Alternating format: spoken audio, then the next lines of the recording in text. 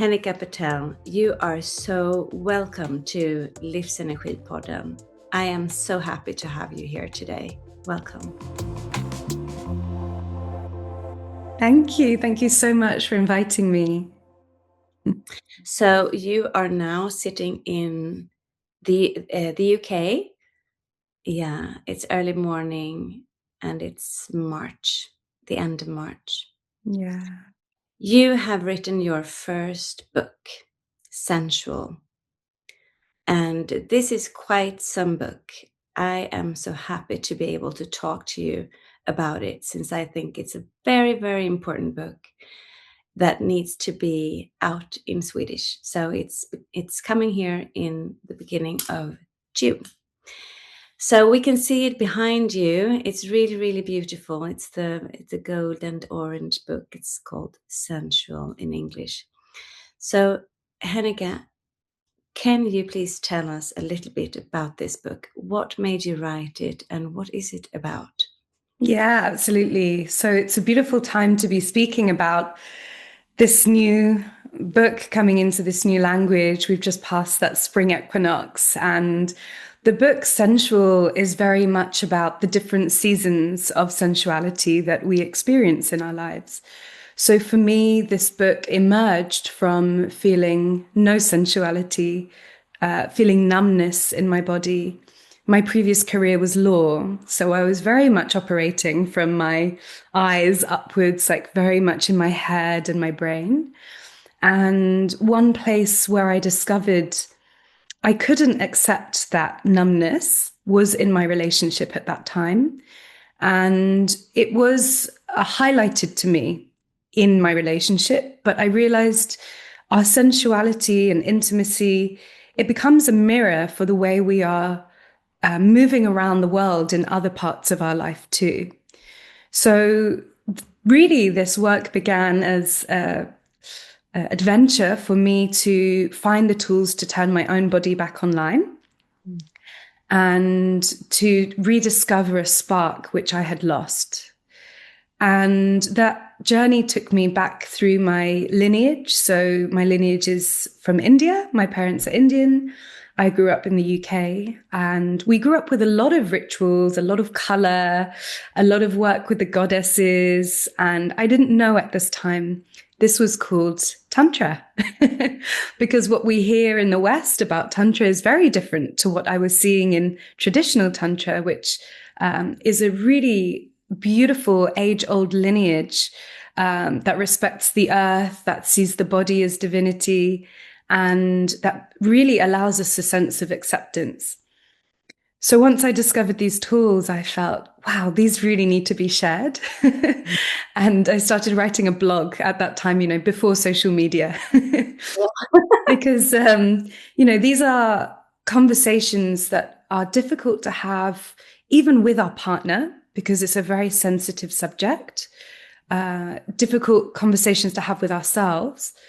And I certainly didn't have language around how I was feeling. And numbness is a difficult one because it's the absence of sensation. So the book is here for us to discover our natural sensuality. That's the first part. Thinking about the way that our bodies change through our lives, the 3 different sister sciences, yoga, tantra, ayurveda. Then we go into what blocks our sensuality as we move through our life, things like shame, trauma, stress. And then the final part is the sensual rebirth. So we're really thinking about how can we use our sensuality, not just in the bedroom, but in the rest of our lives, through our creativity, our projects, our health, our healing, and of course, our relationships too. Yeah.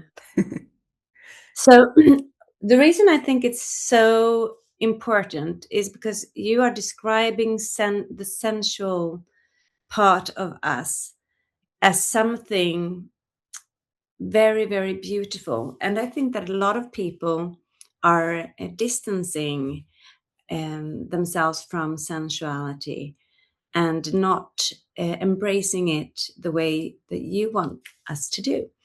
I think there's a lot of stigma, taboo around sensuality. And a very close connection between sensuality and sexuality. Mm. So talk about the sensual way from your perspective and enlighten us. Yeah, absolutely. There is a bit of confusion around sexuality and sensuality. So while I say sex almost always involves sensuality, but sensuality does not always have to involve sex. So for me, sensuality is this bridge which invites us not just into experiencing the pleasure in our bodies, but experiencing all of our sensations with wholeness, with depth, and with experience. So often people will come into this work looking for deeper pleasure because, why not? Well, of course, we all want to feel pleasure. But what happens when we open the door to feeling that is we also begin to feel all of our emotions more deeply. And that's why this work sits really well in the sphere of mind, body, spirit, personal development, because it invites us to meet all of those sensations. So the more that we can experience things like our grief, our heartbreak, our anger, our wildness, our messiness, the more we can also experience the freedom, the bliss, the pleasure, the ecstasy of life too. So for me, sensuality is not just about feeling more of one thing, it's about feeling more of everything. Yeah. And how would you, this is it's hard to describe, but how do we know when we are disconnected?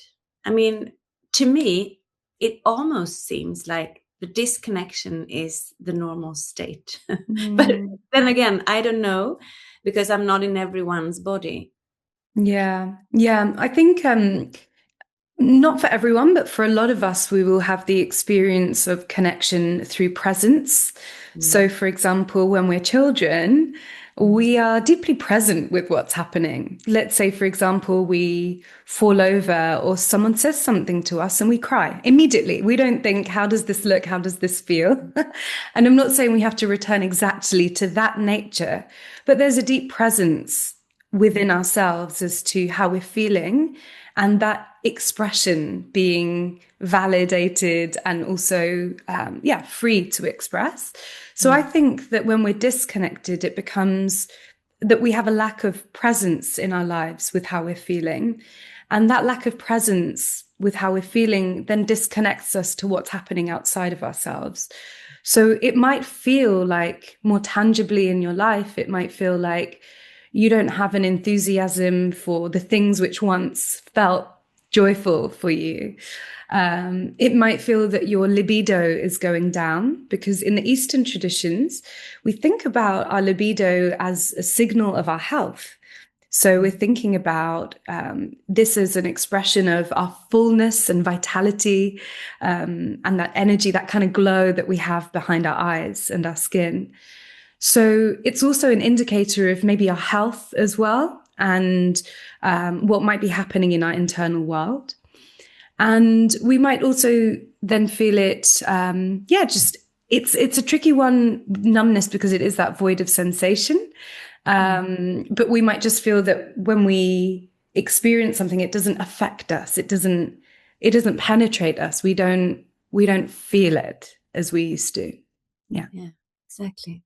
So what would you say, how is a life when we embrace sensuality, our senses? Really, it's coming back to our senses, our emotions, and our body. And why is it the body? So start there, and I will talk about the next part later. Yeah. How does it feel coming back to our sensuality? So it's this feeling of reconnecting, and it's this feeling of, it's the subline of the book, actually, feeling deeper connection, freer expression, and even better intimacy. And remember, we're really broadening this concept beyond the bedroom. So we start to feel it in nature. We start to feel it in the joy we have, in the friendships and connections that we have. We start to feel it in our work. And I found in my journey, the more I began to connect to my sensuality, the more the things which didn't really align with my heart's desires started to fall away too, because I was listening now, right? So how could anything that didn't feel like it resonated with that inner desire, how could it stay? And it became a lot easier to give up those things that my brain had fought so long to think, well, I need to have that law career and I need to work in that good office and I need to get that great salary. Those things became very easy to feel this isn't in alignment with my body, with my heart, with my soul. And that transition, I think, is remarkable when we embark on this journey. Yeah. So I sense that you are very spiritual in nature. And is that something that has increased or become a bigger part of your life since you reconnected to yourself? Or has it always, I mean, you told us about the goddesses and how you were brought up in the Tantra wisdom. How would you say your the spiritual Henika has evolved? Yeah, I started to shift the idea of the sensations in my body because there was a lot of grief in my body, which is why I was living in my mind. And I was very overwhelmed by the sensations when I had to look at that grief. So I just didn't look at it.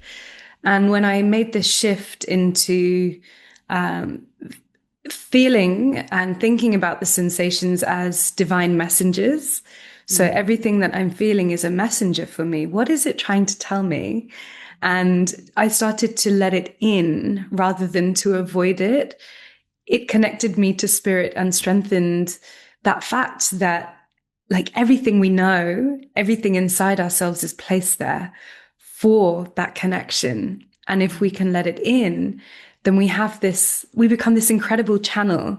You know, we become this channel for our ideas, for the kind of world that we want to live in, for our creativity.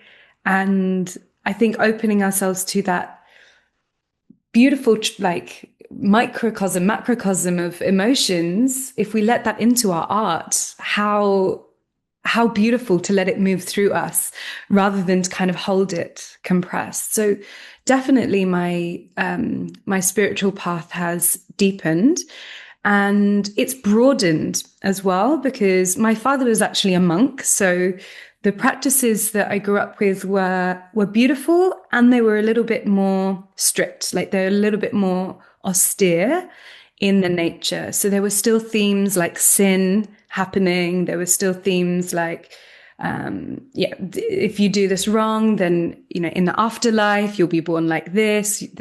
There was still that kind of conditioning in my mind. But when I really started to research into the different paths of Tantra, Tantra isn't actually a religious path. It's a spiritual path and it's non-dogmatic in that it has themes that relate to Hinduism, but it's not Hinduism. It's kind of the mystical path. And it's the path where the creatives live. It's the path where the ideas that live outside of kind of the regulated normal society live. And that's why Tantra kind of has this name in the West, because it sees sex as a normal part of life. And so if it's a normal part of life, then it's included in the practices that are offered. And this is, of course, really different. It's a really different way of thinking. And it's a really different way of giving a tool to one of the most kind of powerful experiences that we can have in our body. So the ancient tantrics were really thinking, if this is one of the most powerful energies that I can experience, and I don't need to have meditated in a cave to understand that, each of us can understand that it's a consuming feeling. It's an out of body feeling sometimes, or it plunges you into your body. If I don't only want to procreate and have a child, how else can I use this energy? And so all of these practices were created to connect sexual energy with spirit. And so once that connection happened as well, you actually make like you're sailing, you have a sail and you're catching the winds of this energy and directing it into the spaces in your life and your body that need it. And yeah, how connecting is that really to take out that repression and connect it to spirit. Yeah. I think it's a beautiful way of somehow channeling, because if you look at the spiritual world, a lot of it is about growing your spirit and growing. It's a growing yourself into full potential. And what is that? In many ways, it's about handling, finding balance in our everyday life and still being, finding happiness, calm, harmony in this world that we live in that is hectic and we're always busy. So a lot of inner growth is about finding that kind of balance. So what you're talking about is actually going even deeper and not just finding it within, but also finding it in our bodies. Does that resonate? Yeah, absolutely. I love what you're saying, Alexandra, because it's this idea of what I'm hearing coming up in me is Tantra really gives us this idea that we don't need to grow in an ascension. We don't need to keep going up and keep changing ourselves or bettering ourselves or improving ourselves, which sometimes the journey of development can feel like, right? I get to this stage and then I'm going to do this training and I'm going to, and it goes on and on and on. It's like a never ending journey. And there's beauty in that. There's deep beauty in learning and, experiencing different ways of being. And Tantra also offers a way of descending. So it says, go in the opposite direction, go into who you are, go into the difficult stuff, go into the shadows. And one of the translations of Tantra is the meanings from Sanskrit is a loom, which is a device which weaves together threads like cotton. So Tantra is this way of weaving together the threads of our life and allowing us to experience a sense of wholeness, even in the parts that we don't accept about ourselves. So there's this kind of reverse process that's happening in a way. And even in the energetic body, the sister path of Tantra Yoga, which we also share in the book, it invites us to go from the root, from the base of the body upwards towards the crown, which is that journey of kind of going upwards to spirituality. And Tantra invites us to descend. So it says that divinity can be experienced not just in the afterlife or in some other world or, heaven or somewhere else, but actually here in the material world, here in your body, here in the love that you share with your partner, here in nature. And I think I find it such a beautiful way to live life that I'm not. And a bit of relief, it's kind of freeing ourselves also, because it's not, I think a lot of spirituality has to do with finding some kind of peace and kind of escaping, the everyday life, and not escaping, but trying to find our kind of where we're coming from, our roots. And this is also about embracing the temple that we are physical, that makes us physical in this world. So we talk a lot about, in spirituality, in the broad sense, we talk a lot about that body being the temple, our temple, and it's the home for the spirit when we're here on earth. And I think this is a beautiful way to put it, but we can also then indulge in this body and really make it ours, much more than just some vessel. Yeah. Yeah, absolutely. And it's that idea as well. Another principle in this practice is the idea of polarity. So kind of moving beyond like this is good and this is bad kind of thing, and realizing that it's all an expression. We'd say all an expression of the goddess. Everything is an expression of the goddess. So even those sticky parts, even those difficult parts, that too is the goddess, we would say. So it's this kind of true love and acceptance that we bring. So the yogic path is often called the path of like the warrior path, the discipline. You imagine the straight spine, you know, and the holding of the postures. And you can definitely find your route through that. And we share Tantra yoga at the school. Yeah. And also Tantra is the path of love and acceptance. So sometimes yoga is called the father of these spiritual practices, and Tantra is called the mother, like the unconditional love and acceptance. And there's a kind of softness, not that it's easy, but there's a kind of softness and a receptivity to the practices in Tantra. Yeah. So if you were to describe Tantra in one sentence, how would you describe it? Oh, I would say Tantra invites us to expand our experience of life. So Tantra is expansion. And I could go on and on and on about why I say that, but you said one sentence, so. Perfect. I love it because it gives us a much better picture of Tantra than I would say most Swedes would look at it. And if you could do the same with sensuality, how would you describe sensuality? Yeah, sensuality is feeling all of life with depth and connection. Yeah. Wonderful. So when you got into this healing journey in yourself, what did you experience? I mean, what happened to you? Yeah.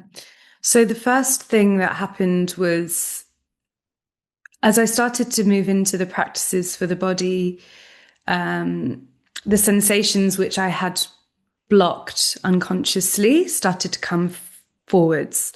So it was a very uncomfortable process, actually, because there was a lot of like heart palpitations and sweaty palms and like memories coming back that I had suppressed. And it wasn't, I'm not really selling it here because it wasn't a very comfortable initial period.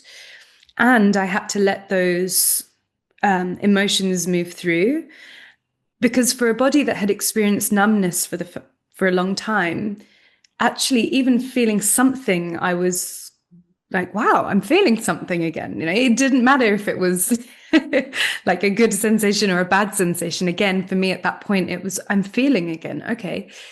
And then once I had started to work through, not that it's ever complete, this work, but once I'd started to work through and it wasn't so overwhelming, trickles of life force started to return into my body and connect me back into the world. And as I mentioned, when I'm disconnected, or when we are disconnected from our bodies, maybe the decisions we make about the kind of life that we live in are not as aligned as we want them to be.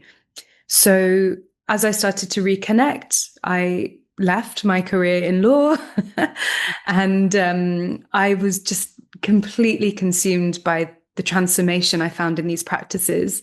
So I went on a journey. I lived in Asia for many, many years, studying with guides and monks and spiritual teachers, and then wanted to share this work in the spaces, just like me, where I had found there wasn't a lot at that time. There's a lot of practitioners now, but at that time you couldn't find a lot online, and unless you traveled. So I really wanted to bring that work to individuals and couples. Yeah.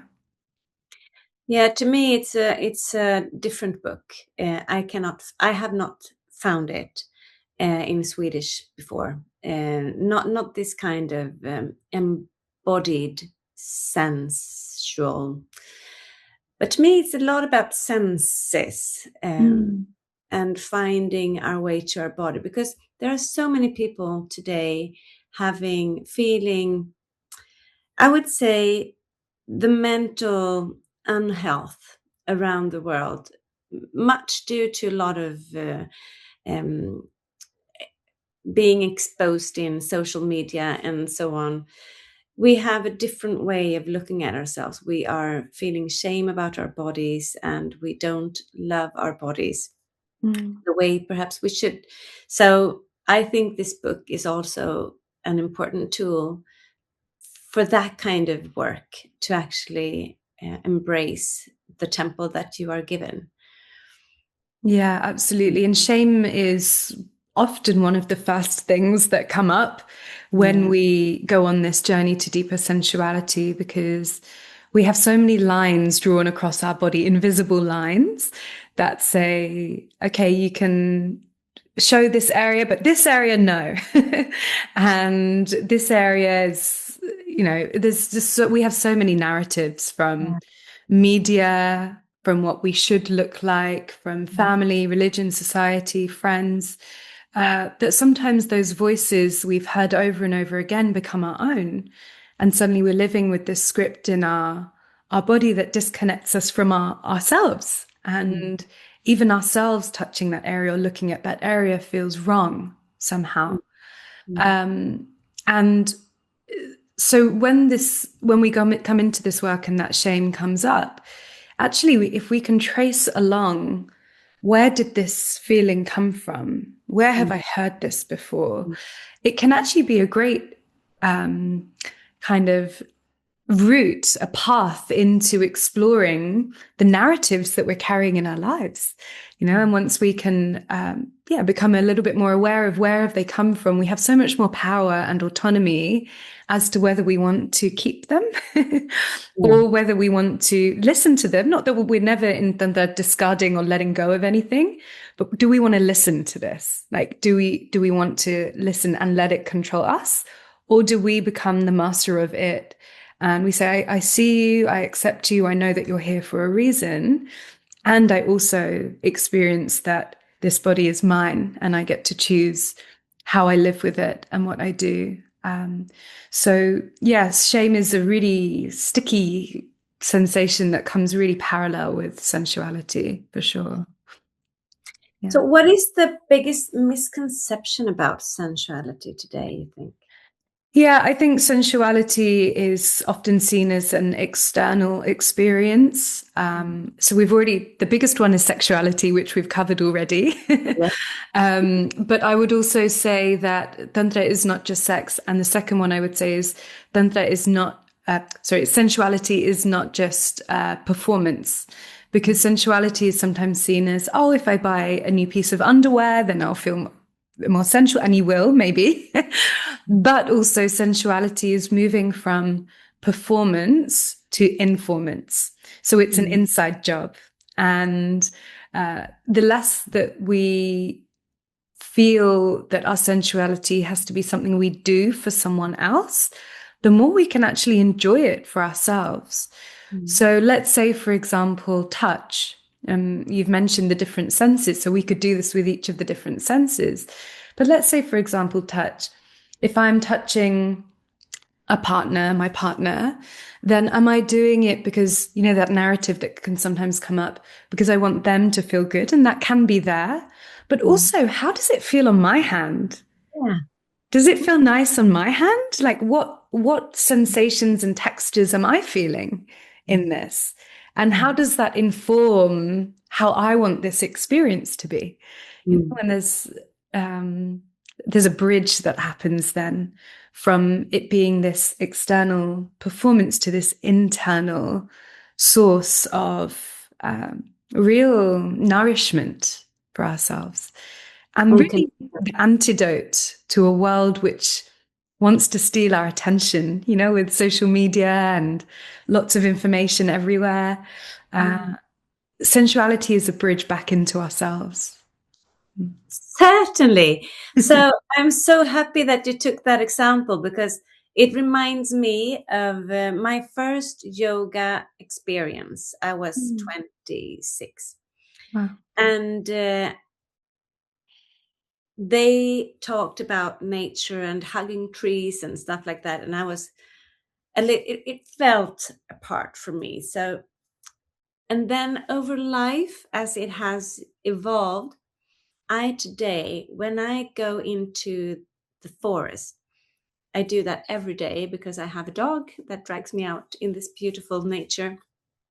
And when I touch a tree, that is complete sensuality. And the touch from the what do you call the the skin of the trees? The bark. Yeah, the bark of the tree. It's the same in Swedish. Oh. When you feel that against your hand, and you can imagine what's in the bark, and because it's life, it's that's life, it's something living. It feels so intense to me. It feels it's spirit speaking. Yeah, absolutely. And, if we experience each of our senses through that, so you have the sensation on your hand, you'll probably have the smell, of the trees and the nature. You'll probably be looking at the different designs on there. And you'll be listening to the sounds as well around you. One of the concepts that I share in the book is senseful. So it's this idea of moving away from mindful, because I love language. So I'm thinking about the word mindful, and I think, I don't want to fill my mind. I don't want to watch my thoughts. I'm in my thoughts all the time. So senseful is this idea that we become present with the senses, and the senses become the meditation through which we experience that presence and connection. And that can be done with our eyes open at any time, which I think is a wonderful tool to have as we move through our world. And Tantra is really interesting because these are the kinds of tools it offers. It offers us ways to connect and be present in the reality that we're living in. So while, for example, the yogic practices were done more for the spiritual practitioners that will go on and traditionally live in this kind of, this path, this yogic path, Tantra was designed for the everyday householder. So you have a family, you have work, you sit in traffic. How can you do all of those things? Have a manager, all of the, whatever it is. How can you do that and still be present? How can you do that and still be rooted in spirit? And that makes it very, very approachable and very practical to bring into real life. And I think, yoga is such a big, big, big community. And I think if more people knew what Tantra really could be, I think Tantra would also be a big community, because if you're into presence and the cultivation of awareness in yourself through a practice, then Tantra also provides this. It's just unfortunately misunderstood. I agree with you. And I think it's really a shame that that's the case. And I also actually think that it's a shame that yoga is equal in many people's ideas. Yoga is equal to asanas and the physical practice. And to me, yoga is more of a wisdom tradition that I love to follow. And Tantra is, for me, very. I need to explore it, because I think it's very, very interesting. So, and I can see how it can add something to my life that perhaps is missing. Yeah, absolutely. And I suppose this is a nice time to mention the third sister path that I speak about in the book. So this is Ayurveda, and some of you may know, who are listening, what that is already. But it's essentially, it translates as the science of life.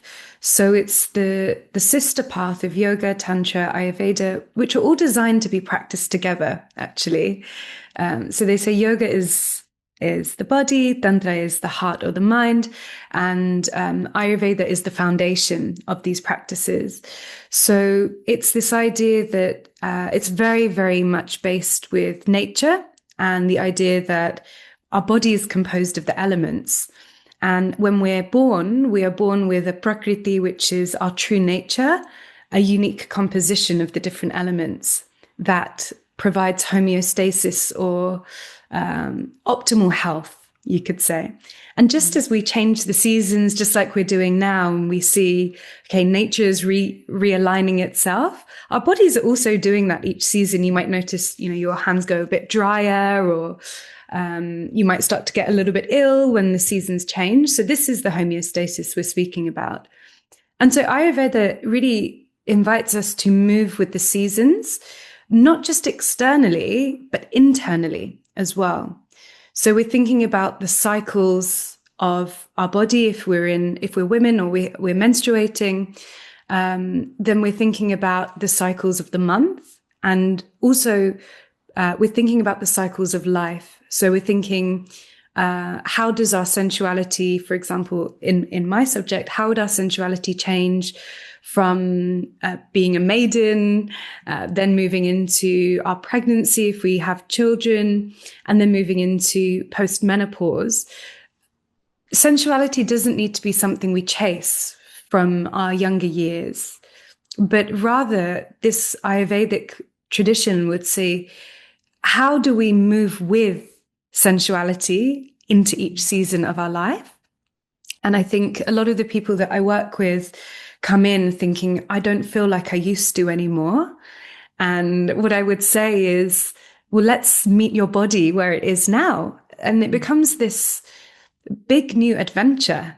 When we look forward to, well, what would feel good now? How could your body be met now?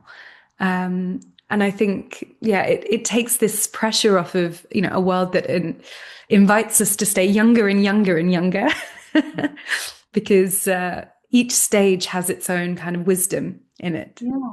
Yeah. And as you said, it's the cycle of life. Yes. Yeah. And life is not staying young all the time. No, absolutely not. Absolutely not. Thank you for connecting the dots there to all the traditions. So what is the first simple step to reconnect with your sensuality, would you say? One of my favorite practices is, and each of the chapters in the book has a lot of practices, so you can take these away as well with you. And there are guided practices through the website. But one of my favorite ones, which is one that I do too, is the same way that we have a gratitude practice. So the more grateful we feel, the more great things happen to us, right? We've heard that before. So a similar practice for sensuality would be, at the end of the day, if we could notice one of the senses which captured us. So what is something beautiful or notable that we saw? What was there something that was said or a sound that we heard? Was there a feeling or a touch that we experienced? A particular smell or a taste that we can recall? And so if we can start to do that and start to attune remembering our senses, the more sensual our life actually becomes. And it's really you can really start to feel it happening, because you're looking out for the way that your life is filled with the abundance of the senses. Yeah. I'm laughing a little bit because I think it's a perfect way to be present, to actually look out for an eye out for the senses in your life, even though it may be physical, it may be in your body, and to be more there. Yeah, absolutely. And the sixth sense we could talk about a little bit as well, which is our intuition. And listening to that intuition, our body knows, it just knows. And if you're hearing something, particularly if you're hearing something over and over again, going into that kind of inquiry of, why is it saying that to me? So we become more aligned with our intuition once we develop that connection to the five senses too. So I heard that you are in a special time in your life right now. Do you want to reveal something? Yes, I am. Yes, I'm pregnant. So it's a very, very exciting time in my life. And I think by the time the book comes out, I'll be about 6-7 months pregnant. So very, very sensual time actually in my life, because there is nowhere else you can be apart from in your body when your body is changing, in all these different ways. And it's really, it's really a special time, and really kind of the foundation, I think, for exploring different stories of birth and pleasure, which I'm very interested in now, and kind of offering also a space where we can hear birth stories that are sensual, that are connecting, that are spiritual, because I don't think we hear enough of those kinds of stories. So if there's anyone here that has one of those stories, do reach out, because I think that's a collective, beautiful kind of collective project we can have together to share really the miracle of sensation of this time. Certainly. I will certainly want to share I had 3 births, and the last one is the most sensual one. And I think, and I was very, very sure after our second one, that I was not done. It was, you talked about intuition.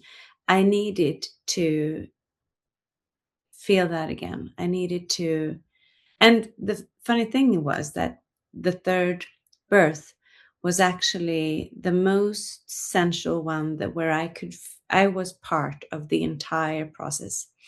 It was, I did not panic. Everything just went smooth.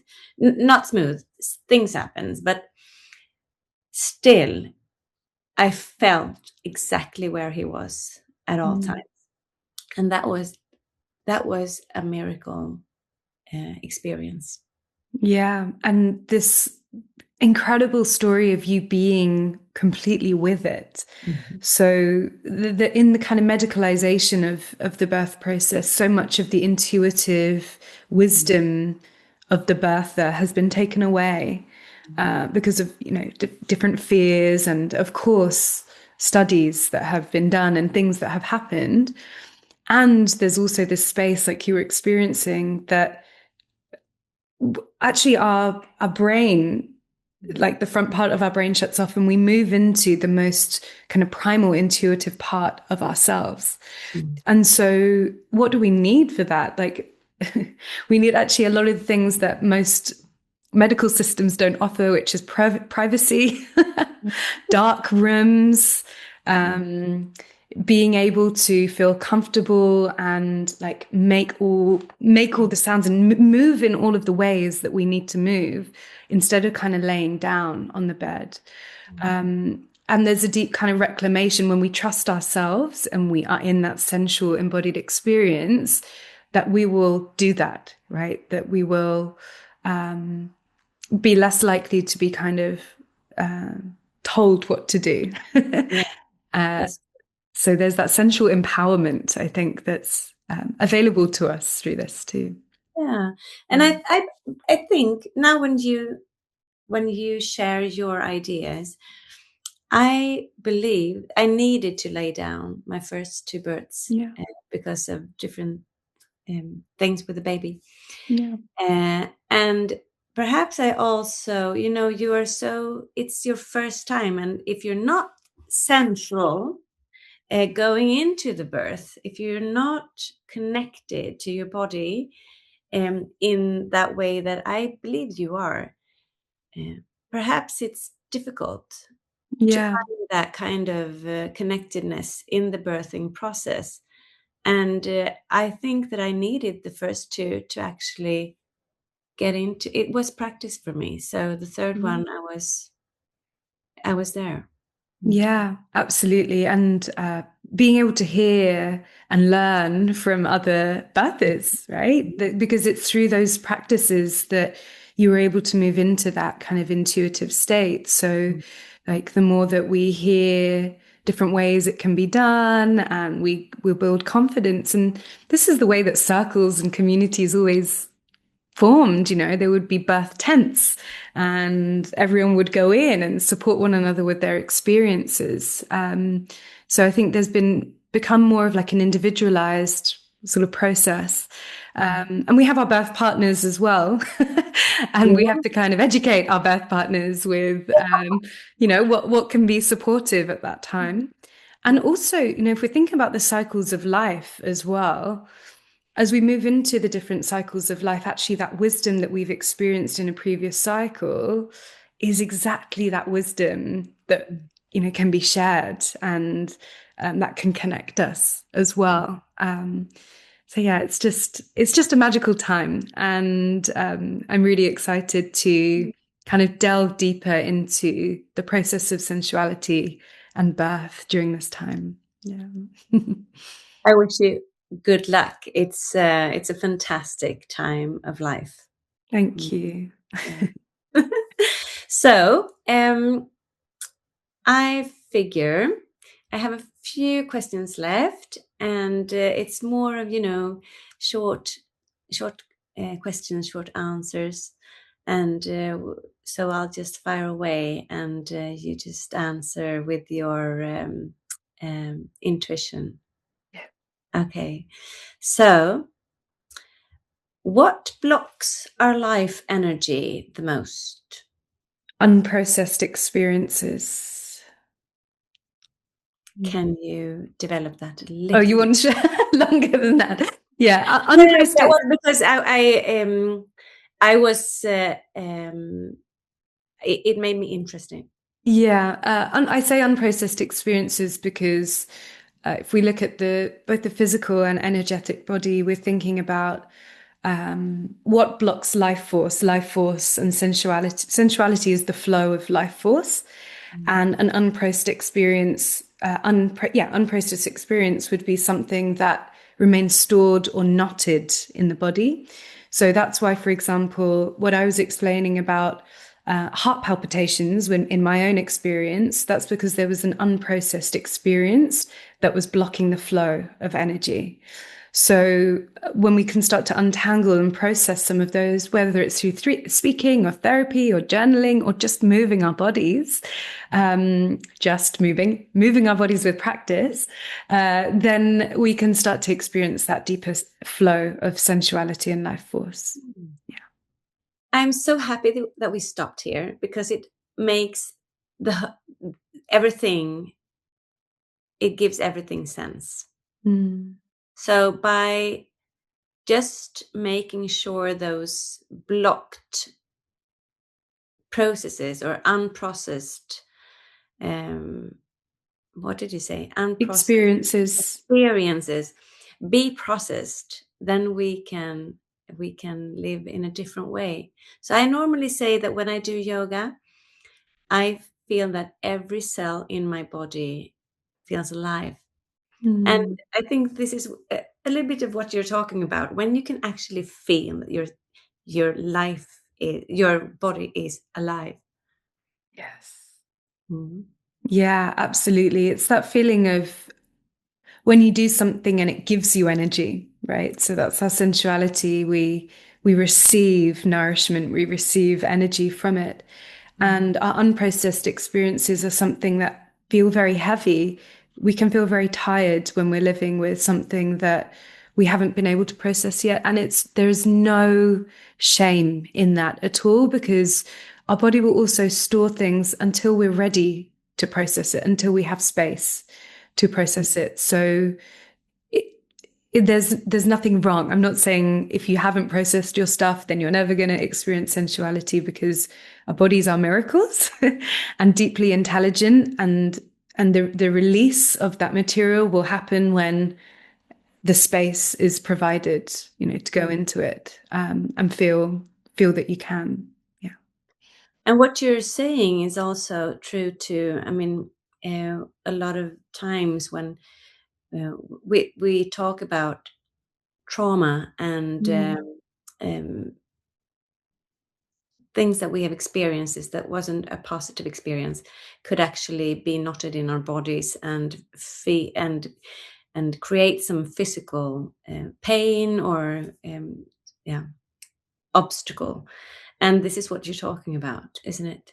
Yeah, and that's how it becomes a real holistic path. Actually, our health improves when we go on the journey to deeper sensuality, because where unprocessed experiences aren't tended to, or they don't have the space to be felt, they might then turn into pain, and then pain knocks on the door. And when pain is not tended to, it can turn into disease or numbness.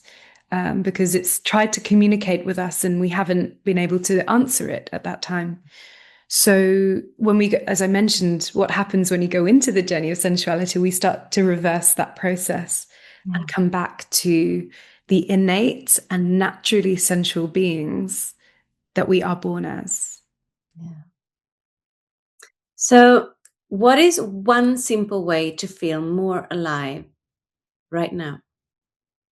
Breath, breathe. Take a deep breath in, fill your lungs, pause at the top of your breath, and that is your sensation and your power. And then let it out through your mouth and hear the sound.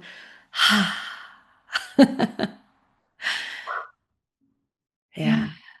And that's just As easy as that. as easy It's as so that. lovely. Isn't it lovely? Yeah. So if our bodies could talk, what would they want us to know? If our bodies could talk, I would say they are talking to us, and our bodies are talking to us and sharing with us the very thing that we are searching for, whether it's the next step that we want to take, or the decision that we need to make, or the intuition about what we really need. Our bodies, all of those sensations are saying, look at me, I'm telling you. So, I'd say our bodies are saying, listen to me. Yeah. Yeah, that's right. Let's listen to our bodies. Henika, I am so grateful for this hour with you on this Tuesday morning. So I think that we have had a beautiful conversation about bodies and spirit, Tantra and complexity. Yeah. So thank you very much. I will let you go and have a lovely day of yours, and take care of your body, your child, and your family. Thank you so much for inviting me into this conversation. I've really enjoyed sharing this path with you, and I hope your readers really enjoy exploring sensual and deeper connections. So thank you so much. Thank you. So I wish you a beautiful day, and namaste. Thank you.